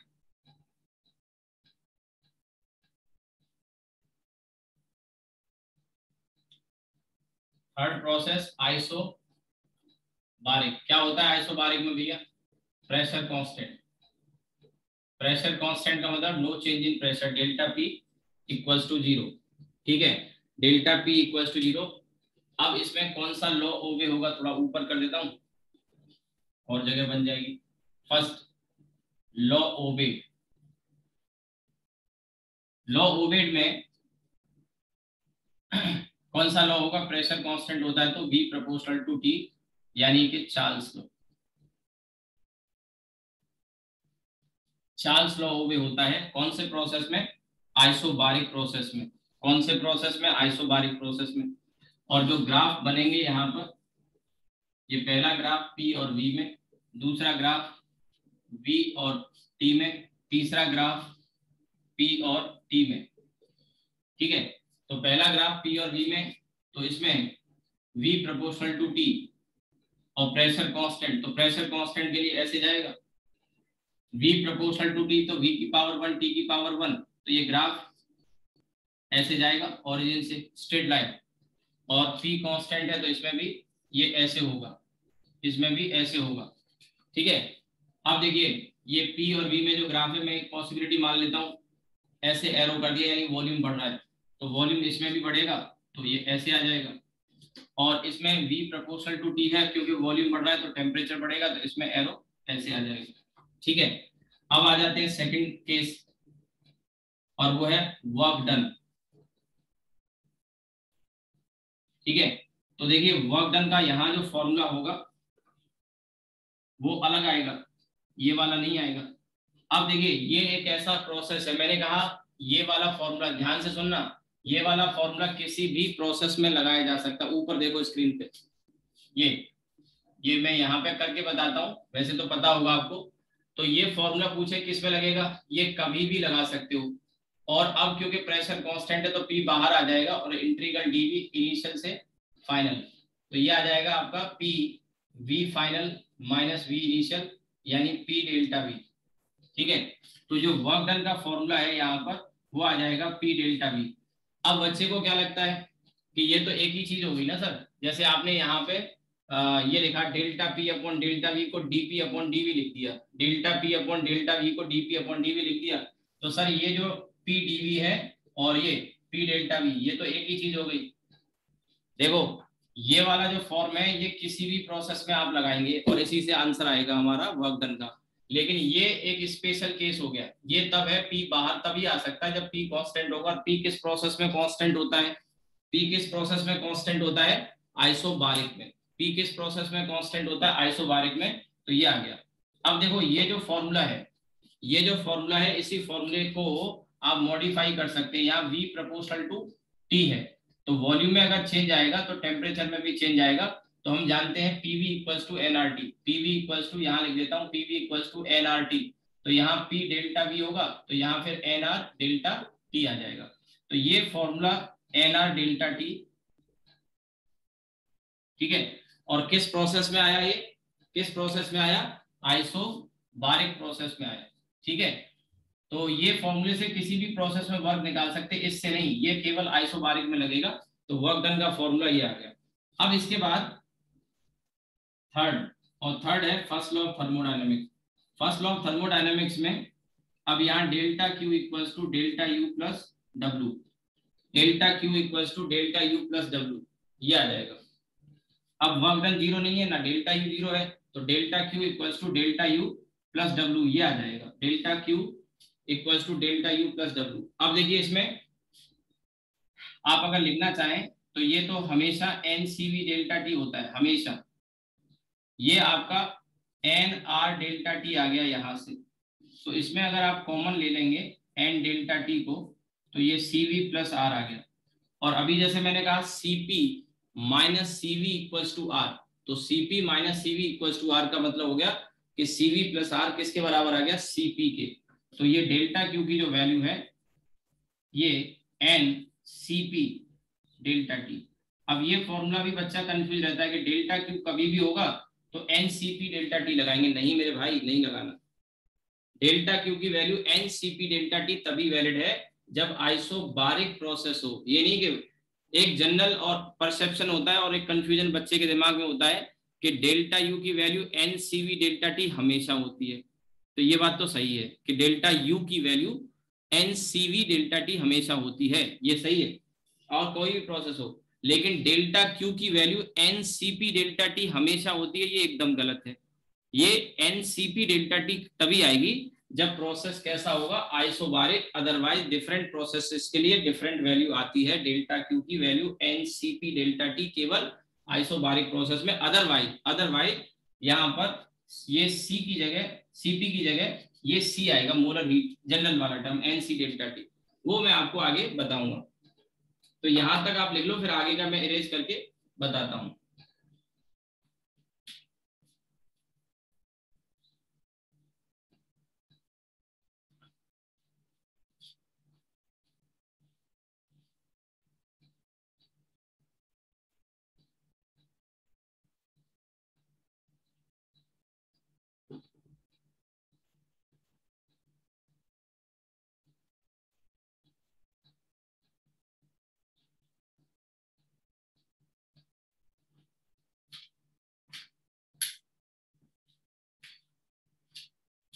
ठीक है।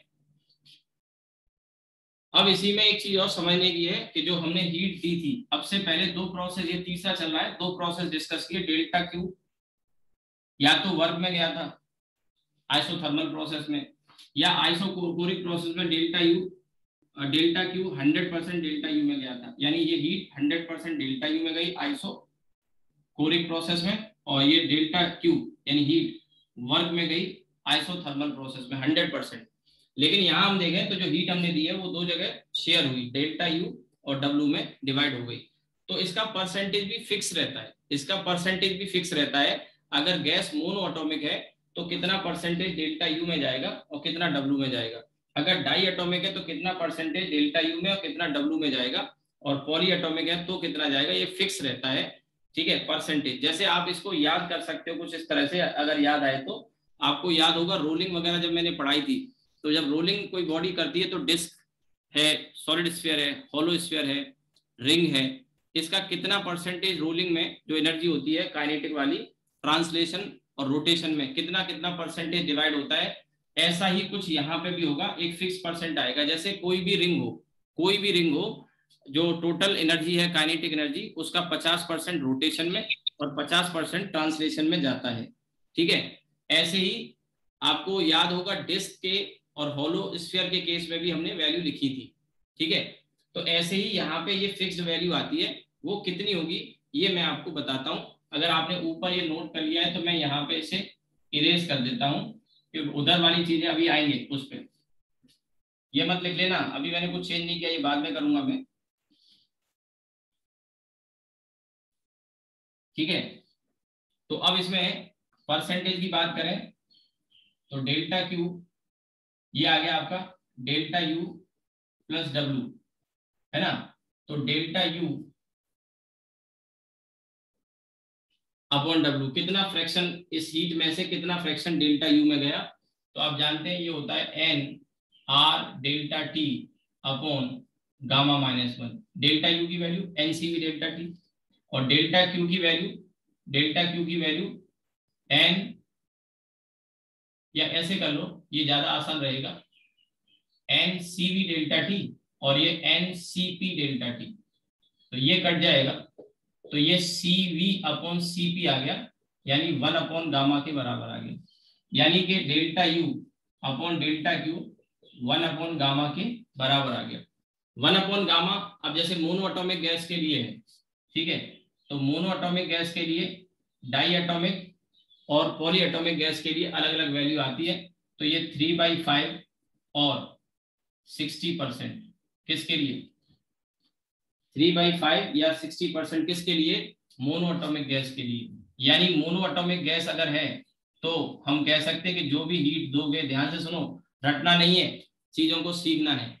हम ये कह सकते हैं कि जो भी हीट दोगे उसका 60% यानी 3/5% जो जाएगा वो इंटरनल एनर्जी में जाएगा, और बाकी का कहाँ गया, वर्क में। कितना, 40% वर्क डन में चला जाएगा, 60% कहाँ जाएगा, उसकी इंटरनल एनर्जी में, टेम्परेचर को चेंज करने में। यानी अगर 100 जूल हमने हीट दी है तो 100 जूल में से 60 जूल इंटरनल एनर्जी में जाएगा अगर गैस मोनो एटॉमिक है, बाकी 40 जूल जाएगा एक्सपेंशन में, डब्ल्यू में। ठीक है, डेल्टा यू।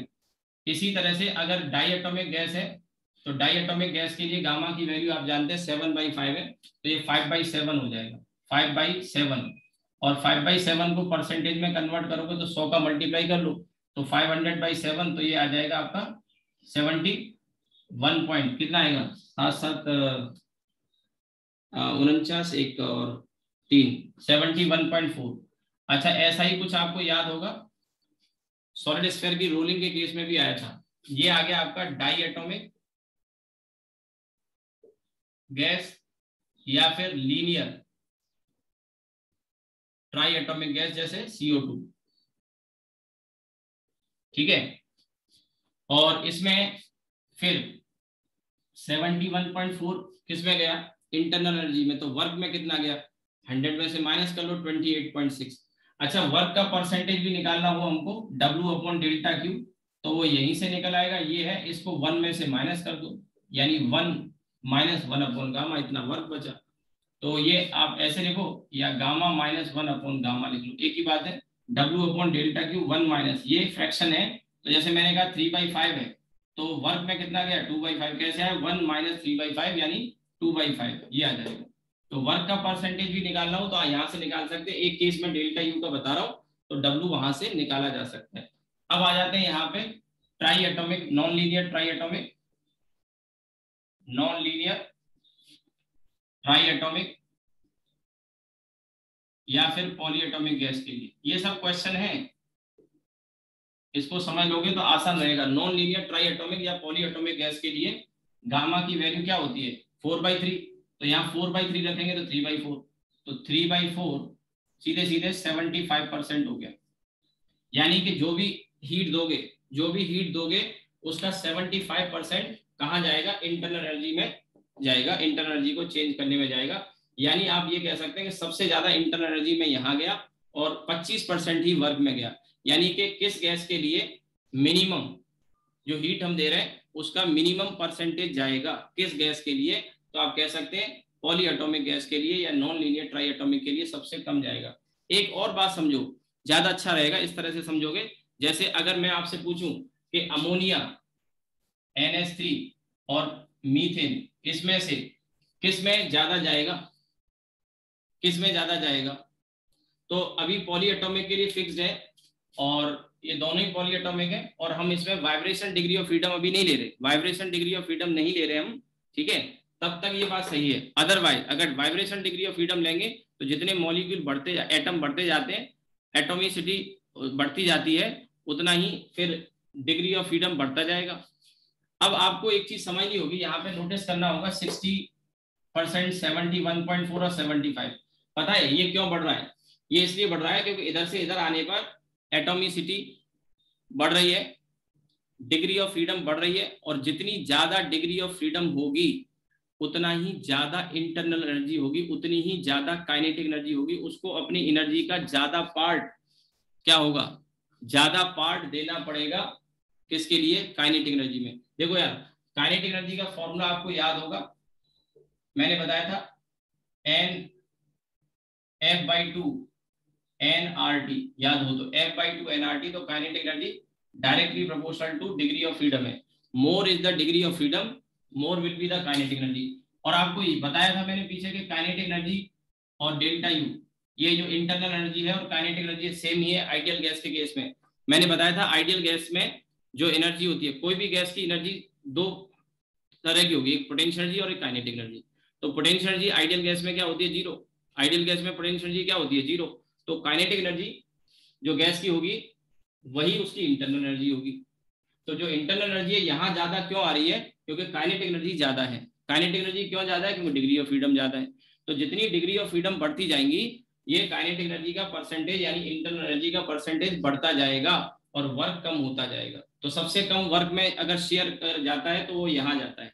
अब जैसे मैंने आपसे एक सवाल पूछा कि अमोनिया और CH4 में जब तक हम वाइब्रेशनल डिग्री ऑफ फ्रीडम को इग्नोर कर रहे हैं, जब तक हम वाइब्रेशनल डिग्री ऑफ फ्रीडम को इग्नोर कर रहे हैं तो ये गामा की वैल्यू फिक्स आएगी 3/4 और 75% ये आएगा, यहाँ से दोनों के लिए बराबर फ्रैक्शन जाएगा। लेकिन अगर वाइब्रेशन डिग्री ऑफ फ्रीडम भी कंसीडर कर लेंगे तो आप देखेंगे ये अमोनिया से इसमें डिग्री ऑफ फ्रीडम ज्यादा होगी क्योंकि 5 मॉलिक्यूल है, यहाँ 4 ही है। तो vibration degree of freedom consider करेंगे तो फिर यहाँ पे ज्यादा डिग्री ऑफ फ्रीडम F की वैल्यू बढ़ जाएगी, तो फिर और ज्यादा परसेंटेज आएगा। ये सभी केसेस जो मैंने बताए हैं, ये गामा की वैल्यू जो मैंने यहाँ लिखी है वो तब आती है जब हम वाइब्रेशनल डिग्री ऑफ फ्रीडम को कंसीडर नहीं करते, ठीक है। तो ये एक फिगर माइंड में रख सकते हैं, ये फॉर्मूला जरूर ध्यान रखें, बहुत काम का है, अच्छा सवाल बन जाएगा। और मैंने नई सी चीज आपको एक बता दी, अगर माइंड में पहले नहीं था तो इसको आगे के लिए ध्यान रखना, ये क्वेश्चन है डायरेक्ट आप इसको कर सकते हैं, ठीक है।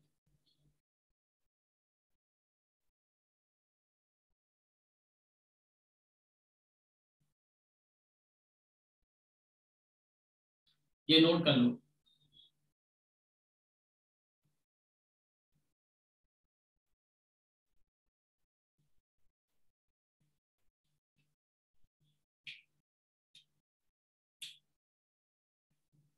अब आ जाते हैं इधर slope of PV curve, slope of PV curve.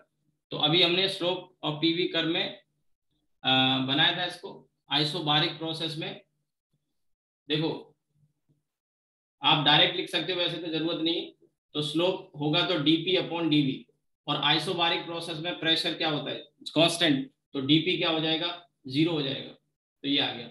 और आप इसको जस्टिफाई कर सकते हैं इस तरह से कि ये p और ये यहाँ v था, तो हॉरिजॉन्टल लाइन थी। तो मैंने कहा था ना कि हॉरिजॉन्टल लाइन का स्लोप क्या होता है, 0। या आप dp upon dv, slope of pv curve है तो dp अपॉन dv, तो dp यानी चेंज इन प्रेशर 0 है, तो ये 0 आ जाएगा। ऐसे भी कर सकते हो।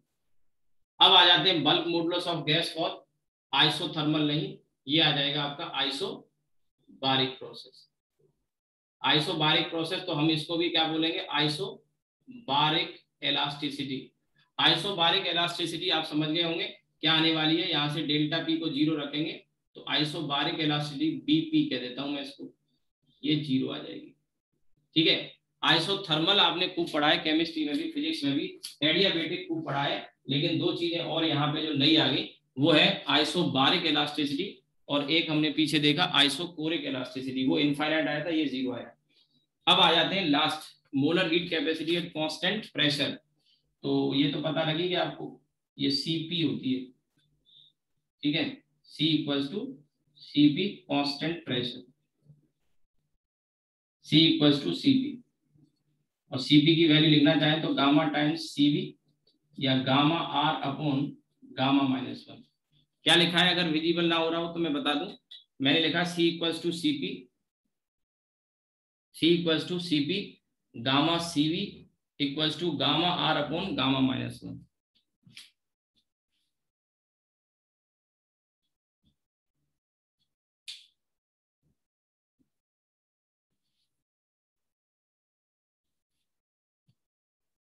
ठीक है, तो ये आपका प्रोसेस, थर्ड वाला प्रोसेस हो गया। अब इसके बाद फोर्थ वाला प्रोसेस, एडियाबेटिक प्रोसेस, आप नोट कर लीजिए।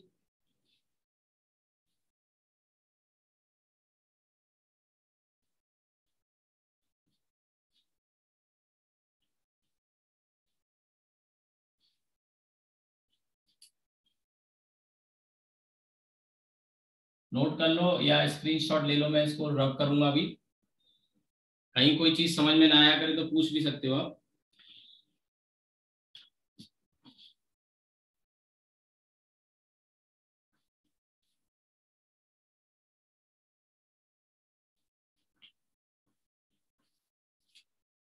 ठीक है भाई। अब देखिए फोर्थ प्रोसेस, वैसे तो मेन 4 ही प्रोसेस है, लेकिन पॉलीट्रोपिक प्रोसेस भी होता है, वो भी मैं आगे बताऊंगा आपको। फोर्थ है आपका एडियाबेटिक प्रोसेस।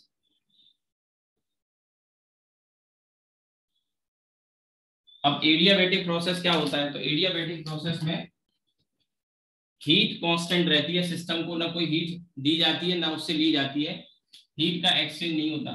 तो डेल्टा क्यू कांस्टेंट, यानी कि एक ऐसा कंटेनर होना चाहिए जो परफेक्टली इंसुलेटिंग हो, परफेक्टली इंसुलेटिंग कंटेनर हो, हीट का एक्सचेंज सराउंडिंग से नहीं हो पाए, अंदर से कोई बाहर ना जा सके और बाहर से कोई अंदर ना आ सके। बोलो कभी ऐसा हो तो क्या हो, adiabatic process.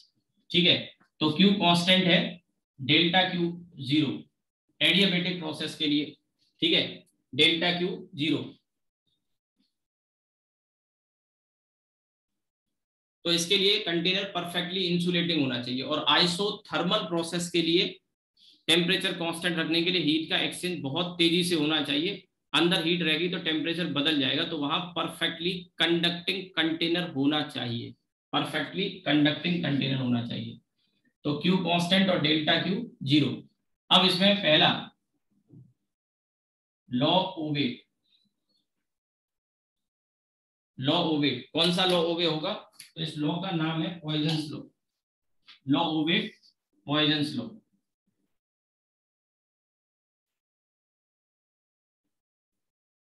Poisons law is ओवे, और ये लॉ को 3 तरीके से लिखा जा सकता है, PV to the power gamma, ये गामा है, दैट्स ए कांस्टेंट। ठीक है, PV to the power gamma constant, और इससे फिर हम इसका ग्राफ भी प्लॉट कर सकते हैं पी और वी में। तो पी यहाँ है, वी यहाँ है, ये ग्राफ इस तरह से आएगा। ये रेक्टेंगुलर हाइपरबोला नहीं होगा, लेकिन उसके जैसा ही है, बट रेक्टेंगुलर हाइपरबोला नहीं है। तो पी और वी में जो ग्राफ है वो इस तरह का होगा, TV to the power gamma, gamma तो आप जानते ही। इसी में फिर दूसरा है, एक तो ये फॉर्म हो गया, इसी में एक फॉर्म ये हो गया, दूसरा फॉर्म ये है टी वी की power gamma minus one equals to constant. अब आपने कहा ये कैसे आया, तो देखो यार पी वी की पावर गामा कांस्टेंट है, तो यहाँ पे आप p को रिप्लेस कर दो किससे, n R T upon V, और v की power gamma equals to constant. तो यहाँ से एन आर तो कांस्टेंट है, इसको आप इधर ले आइए, t रह गया, और v की पावर गामा को v से डिवाइड कर देंगे तो ये आ जाएगा। और यहाँ से भी आप देख सकते हैं t inversely proportional to v की पावर गामा माइनस वन। तो इसका भी जो ग्राफ आएगा वो इसी तरह का आएगा, t में और v में, t में यहाँ ले रहा हूँ, v यहाँ ले रहा हूँ, तो इसी तरह का आएगा। हालांकि रेक्टेंगुलर हाइपरबोला नहीं बोलेंगे इसको, ठीक है। अब इसमें तीन तरह के इक्वेशन के फॉर्म है, जैसी रिक्वायरमेंट हो। तो ये तो मैं रब कर रहा हूं,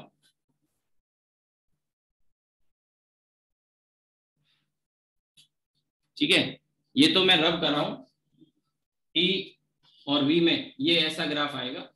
अब इसके बाद पी और टी में, तो पी और टी में किस तरह का ग्राफ आएगा, तो यहां से जैसे मैंने ये बताया इसी तरह से पी वी की power gamma equals to constant है, तो यहाँ पे v को रिप्लेस कर लो, v को रिप्लेस करेंगे तो ये आ जाएगा nRT अपॉन p की power gamma equals to constant. ये वही pv इक्वल्स टू nRT मैंने लगा दिया। अब nr की पावर गामा, nr की पावर गामा कांस्टेंट होगा, उसको इधर ले आओ, constant divided by constant is a constant, और ये आ जाएगा आपका यहाँ से p अपॉन p की पावर गामा और t की power gamma equal to constant. इसको फिर हम यहाँ पे ये जो लिखा हुआ है इसे हम क्या लिख सकते हैं, p की power one minus gamma, p की पावर वन माइनस गामा। तो ये फॉर्मूला आ गया, p की power one minus gamma, t की पावर गामा कांस्टेंट। अब देखिए ये जो इक्वेशन का फॉर्म लिखा हुआ है आप इसको बदल के भी लिख सकते हैं, चेंज करके भी लिख सकते हैं, और वो ये है p t की power gamma one minus gamma constant, ऐसे भी आ जाएगा, p की पावर वन माइनस गामा, जैसे ये होता है ऐसे समझो, ये लिखा है पी स्क्वायर टी की power three equals to constant, ऐसे समझो। तो हमने क्या किया, स्क्वायर रूट ले लिया, स्क्वायर रूट ले लिया, विजिबल नहीं हो रहा होगा, मैं इधर लिखता हूँ यहाँ पे पी स्क्वायर टी की पावर थ्री कांस्टेंट, थोड़ा साइन आ जाता है ट्यूबलाइट का, ये विजिबल हो रहा होगा, पी स्क्वायर टी की पावर थ्री कांस्टेंट। तो अब इसका स्क्वायर रूट अगर हम लेते हैं तो p की पावर तो वन हो जाएगी और t की पावर थ्री बाई टू हो जाएगी। तो एक तरह से हम ये कह सकते हैं कि ये जो पावर थी वो थ्री के नीचे आ गई, ऐसे समझो, ये पी स्क्वायर टी की पावर थ्री कांस्टेंट है, तो स्क्वायर रूट ले लिया तो यहाँ पावर वन हो गई और यहाँ अपॉन टू आ गया। यही मैंने यहाँ किया है, यही मैंने यहाँ किया। आप देखें कि p की पावर वन माइनस गामा था और t की पावर गामा, तो मैंने जैसे स्क्वायर रूट लिया था उसी तरह का यहाँ पे किया, तो ये पावर वन हो गई तो ये अपॉन में आ गया। तो ये भी एक रिलेशन है, तो ये भी हम लिख सकते हैं p t की power gamma upon one minus gamma. अब देखिए गामा जो होता है वो एक से बड़ा होता है, गामा एक से बड़ा होता है, तो ये one minus gamma negative value देगा। तो आप चाहो तो इसे इस तरह से भी लिख सकते हो, p अपॉन टी की power gamma upon gamma minus one constant. p upon में लिख दिया, वो माइनस कॉमन लेके और इसको इस तरह से लिख दिया, फिर ये अपॉन में आ गया, तो आप इसे चाहो तो p प्रोपोर्शनल इसे इधर ले आओ, t की power gamma upon gamma minus one. ये प्रेशर टेम्परेचर में ही तीन चार तरीके से मैंने लिख दिया है। मैं आपको सिर्फ इतना ही कहूंगा कि इनमें से एटलीस्ट ये पीवी की पावर गामा तो सबको पता होता है, पॉइजन्स लॉ, टारगेट का बच्चा जो 12th पास है कम से कम पढ़ के आता है तो ये तो कम से कम पता ही होता है, 11th के बच्चे के लिए नया होता है। एक ये आप याद रखें, ठीक है, एक ये वाला याद रख सकते हैं, एक ये वाला, और इन चार में से एटलीस्ट कोई एक, एटलीस्ट कोई एक, ये वाला पहला वाला याद कर लो या तो, या फिर ये आखिरी वाला याद कर लो। और अब यहीं से हम इसका ग्राफ प्लॉट करेंगे P में और T में। और एक खास बात यहाँ पे ये है कि हम जैसे क्वेश्चन ज्यादातर जो फेस करते हैं या ग्राफ, वो ये पहले दोनों केस तक ही लिमिटेड रह जाते हैं क्वेश्चन, लेकिन इस पे कम ही आते हैं, और कम आते हैं इसलिए बच्चे को आइडिया नहीं होता कि इसका ग्राफ कैसा होने वाला है। अभी भी आप में से ज्यादातर बच्चे ये सोच रहे होंगे कि इसका ग्राफ डिक्रीजिंग होगा, गलत, डिक्रीजिंग नहीं होगा, इंक्रीजिंग होगा। इन दोनों का ग्राफ डिक्रीजिंग है, इसका ग्राफ डिक्रीजिंग आने वाला नहीं है, ये इस तरह का है। और P directly proportional to T की power gamma upon gamma minus 1 है, ठीक है। तो यहाँ पर ये ग्राफ कुछ इस तरह से बेंड हो जाएगा, इस तरह से। ये पैराबोला नहीं कह रहा हूं मैं, बट उस तरह का है। इसका कारण यहाँ पे ये है, देखो ध्यान से देखना, ये गामा है और ये गामा माइनस 1 है, तो ये वैल्यू 1 से बड़ी आएगी। क्यों आएगी भाई? देखो यार, ऊपर गामा है और नीचे गामा माइनस 1 है, तो नीचे का टर्म छोटा हो गया ना।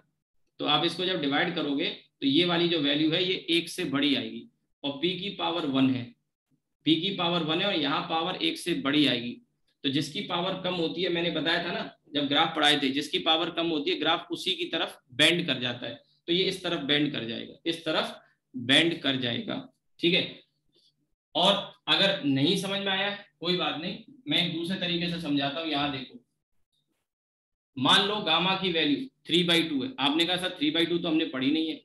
हाँ, जो हमने 3 पढ़ी है उनमें पढ़ा हमने 4/3 पॉलीएटॉमिक के लिए, 7/5 डाईएटॉमिक के लिए, और 5/3 मोनोएटॉमिक के लिए। अब 3/2 आपने कहा सर ये तो होती नहीं, हो सकती है अगर वहां पर कोई दो गैस का मिक्सचर ले लिया जाए, है ना। क्योंकि जो भी वैल्यू हम बोल रहे हैं ना, एक 5/3, एक 7/5, एक 4/3, तो 5/3 की वैल्यू 1.67 हो गई, इसकी वैल्यू 1.4 हो गई। तो इन्हीं दोनों का मिक्सचर ले लो, नंबर ऑफ मोल्स थोड़ा वेरी करा के मिक्सचर ले लो, तो वैल्यू 1.5 यानी 3/2 भी आ सकती है। ये मैं जस्ट एक समझाने के लिए एक एग्जांपल ले रहा हूँ, समझाने के लिए एक एग्जांपल ले रहा हूँ। तो 3/2 मिक्सचर के लिए ले लिया, तो यहाँ पे देखिए P प्रोपोर्शनल T की पावर 3/2 और नीचे 1/2 हो जाएगा। यहाँ देखो 3/2 और 3/2 माइनस 1 या 1.5 अपॉन 0.5, तो ये वैल्यू पता है कितनी आ जाएगी? 3। ये आ गया 1.5 और ये 1.5 माइनस 1.5 तो 3। अब आपको एहसास हो रहा होगा कि ये P की पावर 1 और T की पावर 3 है, तो ग्राफ उस तरफ मुड़ता है जिसकी पावर कम होती है, जिसकी पावर कम होती है उस तरफ बेंड करेगा, तो P की तरफ बेंड कर जाएगा और इंक्रीजिंग टाइप का ग्राफ होगा। ये बना लो, ठीक है, ये बना लो। और आज की क्लास को मैं यहीं रोकूंगा क्योंकि मेरी अगली क्लास है थोड़ी देर में 11th की, तो आज हम यहीं रुकेंगे। अभी पूरा नहीं हुआ, ये हम कल कंप्लीट करेंगे, इसको कल कंप्लीट करेंगे एडियाबेटिक प्रोसेस में। अभी केवल फर्स्ट केस बताया मैंने, लॉ कौन सा ओबे हो रहा है, और बस इतना ही बताया है और कुछ नहीं, ठीक है। तो ये बस ये वाला पार्ट अभी कंप्लीट हुआ है, कल हम देखेंगे इसमें आगे, ठीक है। वर्क डन कितना होगा, फ्लोट यानी फर्स्ट लॉ ऑफ थर्मोडायनेमिक्स का फॉर्म क्या होगा, ठीक है। स्लोप ऑफ पीवी कर्व फिलहाल तो देख ही रहे, इसका जो स्लोप है वो कम हो रहा है। और आपने पढ़ा भी होगा कि आइसोथर्मल कर्व का जो स्लोप होता है और एडियाबेटिक कर्व का स्लोप होता है, तो एडियाबेटिक कर्व ज्यादा स्टीप होता है गामा टाइम्स। ये क्वेश्चन अक्सर पूछा भी जाता है मेडिकल वगैरह में, तो कई बार पूछा गया है, आसान क्वेश्चन है तो ये पूछ लेगा, ठीक है। तो वो सब चीजें अगली क्लास में मैं आपको बताऊंगा। आज की क्लास को मैं यहीं बंद कर रहा हूँ। अगर किसी का नोट नहीं हो पाया है तो आप फटाफट से स्क्रीनशॉट ले लो, और अगर किसी का कोई डाउट हो तो आप पूछ भी सकते हैं। अभी पूरा नहीं हुआ, केवल पहला ही केस बताया, इसमें फोर्थ वाले फर्स्ट केस बताया, बाकी मैं कल डिस्कस करूंगा,